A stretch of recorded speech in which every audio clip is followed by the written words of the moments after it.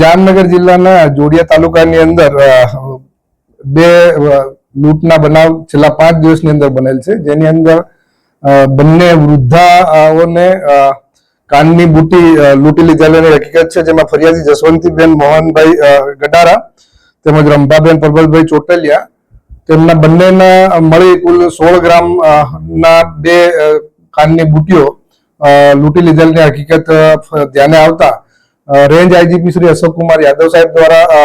SP Shri રવિ સૈની સાહેબને આ બાબતે ઘટતું કરવા માટે સૂચના કરતા એસપી જામનગર દ્વારા એલસીબીની ટીમ દ્વારા જરૂરી માર્ગદર્શન આપી અને આ બાબતે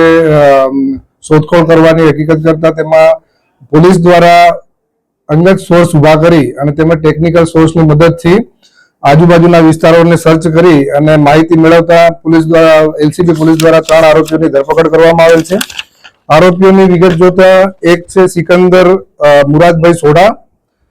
2 અલ્પેશભાઈ દાનાભાઈ કાનાણી અને 3 હુસેનાબેન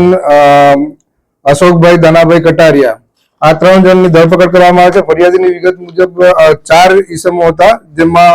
આ 3ની ધરપકડ કરતા એક ચોથો સગીર વયનો હોવાની હકીકત પણ જાણવા મળેલ છે। આ 3 આરોપીની ધરપકડ બાદ એની પૂછપરછ દરમિયાન તેમની પાસેથી સોનાની બુટી નંગ 2 જોડ 2 નંગ 4 એમ 16 ગ્રામની કુલ ₹76,000 રિકવર કરવામાં આવેલ છે। સાથે સાથે તેમની પાસેથી રોકડા ₹7,000 પણ રિકવર કરવામાં આવેલ છે।